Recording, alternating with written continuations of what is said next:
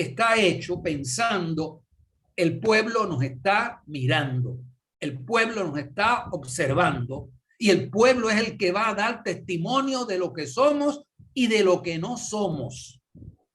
Y por eso es que él era tan puntilloso, quizás al extremo dirían algunos, que por ejemplo si se celebraba un acto, el sitio tenía que quedar inmaculado, tal y, o incluso mejor de cómo se había encontrado. Y en el ejercicio del gobierno y en el ejercicio del partido, de aquí el lema también, el lema somos una casa de cristal, responde también a lo mismo, para que el pueblo nos observe, porque quien en última instancia nos va a dar el poder de representarlo es el pueblo. Y el pueblo sobre todo cree en el pueblo. Y eso no es...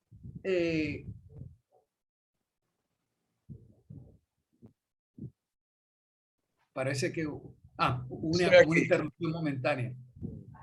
De manera que él estaba muy, muy consciente de eso y sabía que incluso el triunfo inesperado de él en las elecciones de 1962 se debió precisamente a un prestigio que él se había ganado desde el exilio, al no haber aceptado la connivencia que le proponía Trujillo al ofrecerle una senaduría, y por lo tanto eso es, yo diría que la dimensión esencial de la política que Bosch practicó y trató de enseñarnos es esa: el pueblo como testigo, el pueblo dando testimonio. Sí, creo que ese es uno de los enfoques suyos también, esa experiencia histórica que usted presenta en el libro, ¿verdad? Esa experiencia humana como testimonio. Fíjense que aparece en La Mancha Indeleble ese caso. Hay personas que a veces confunden. Algunos, bueno, el propio profesor Juan Bosch dice que ese cuento se lo escribió a Rómulo Betancourt, pero a veces leyendo se ve como una imagen también, como usted acaba de decir, con la experiencia de esas propuestas que le estaba haciendo Trujillo de la Diputación. ¿Hay alguna vinculación ahí en La Mancha Indeleble con ese caso, a pesar de que él dice que es a Rómulo Betancourt que le escribe ese cuento? Le hago la pregunta porque veo que usted tiene aquí un estudio, sí, a La Mancha Indeleble. Sí. Yo no podría asegurar que cuando él lo escribió estaba pensando en esto, pero si volvemos al tema de lo preconceptual, ¿no? Él había vivido una experiencia.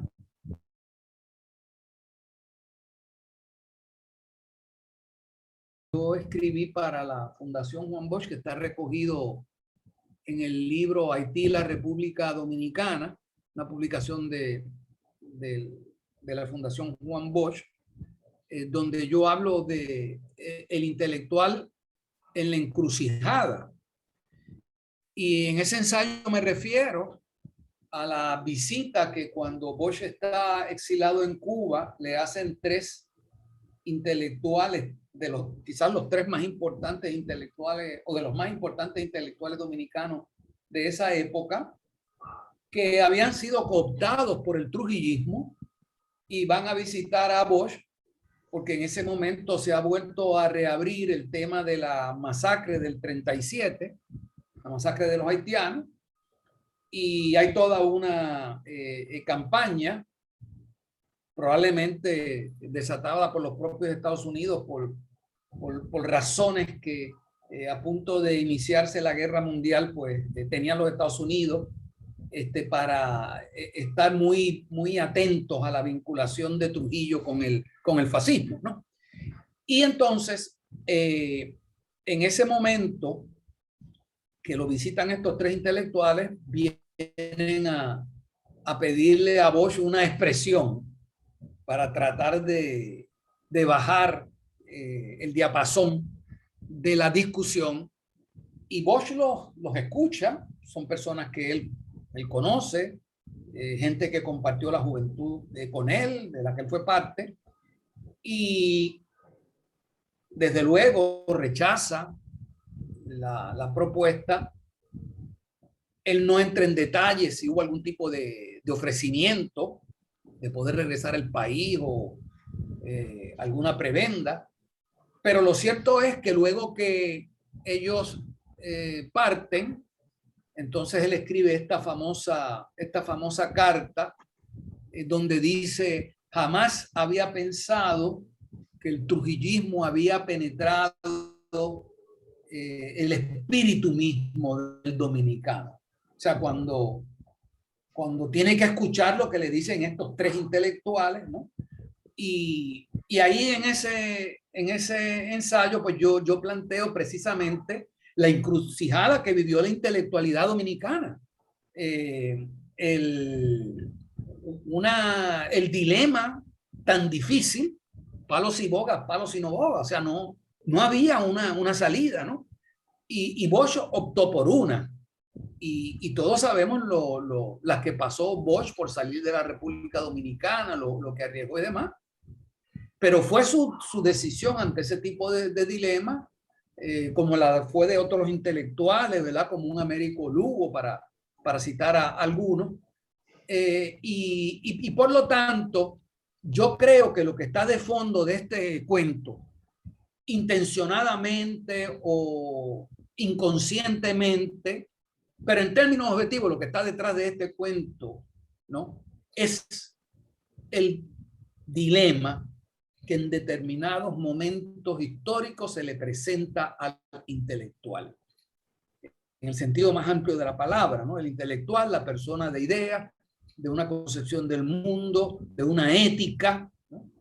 Y tradicionalmente, pues el intelectual se asocia no solo con una concepción adelantada del mundo, sino también con una concepción hacia un mundo mejor y por lo tanto con una ética, ¿no? Y este es el desengaño que sufre Bosch, y me parece que la obra responde muy bien a esa experiencia que debe haber vivido toda la intelectualidad dominicana, o la que vive la intelectualidad en cualquier país, en cualquier lugar del mundo donde se hace del poder una dictadura, el fascismo, que es la negación del intelectual. Porque si algo define el fascismo es la negación del intelecto. Entendiendo por intelecto, repito, no solamente lo cognitivo, sino también lo afectivo y lo volitivo y lo moral. Específicamente la aplicación, ¿no? Sí. Esos intelectuales, la historia, ¿qué usted cree de ellos? Porque hay muy buenos intelectuales que estuvieron presentes ahí durante la dictadura y son muy respetados. Pero históricamente, ¿cuál es el perfil que usted le coloca en la obra a esos intelectuales? La crítica que usted le hace directa a ellos. Bueno, yo soy una persona que siempre he tenido el ver la realidad y el ver las decisiones en términos de negro-blanco, ¿verdad? De los extremos, ¿no? Y lo primero que hay que reconocer es que se trataba de una situación bien difícil. Hay un refrán que tenemos en mi país que dice: con la boca es un mamey, ¿verdad? Queriendo decir con eso que si tú no estás en la situación es muy fácil, ¿no? La experiencia esta que hizo Colbert, que demostró lo fallido de su concepción de la moral, Lawrence Colbert, ¿verdad? Y lo importante de la concepción ostosiana: la moral no es cuestión de racionalidad, es cuestión de conciencia. Y conciencia es la fuerza interior que existe en cada ser humano, que une entendimiento, sensibilidad y voluntad, ¿no? Y entonces estos intelectuales, ¿no? O sea, uno lo podría analizar en términos de niveles de conciencia. Y entonces uno puede decir, yo estoy seguro, todos ellos, estas tres personas, ¿verdad?, a las que me estoy refiriendo, Sí. eran personas de ideas progresistas, se habían distinguido por sus ideas progresistas. Por lo tanto, ellos están plenamente, intelectualmente, ellos están plenamente conscientes de lo que representa el Trujillato, de lo que pasó en esa masacre y del juego que ellos están jugando. O sea, de eso no cabe duda, ¿verdad? Entonces, ¿qué es lo que está fallando aquí, no?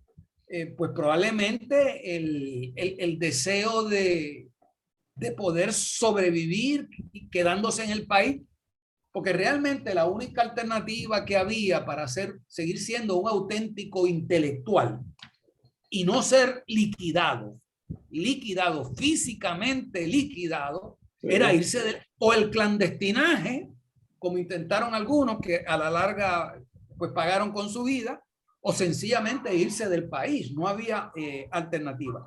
Y yo no dudo que en algunos casos, no quiero mencionar nombres, pero por ejemplo, en uno de los casos, una persona que tenía un gran compromiso con la clase obrera, ¿no?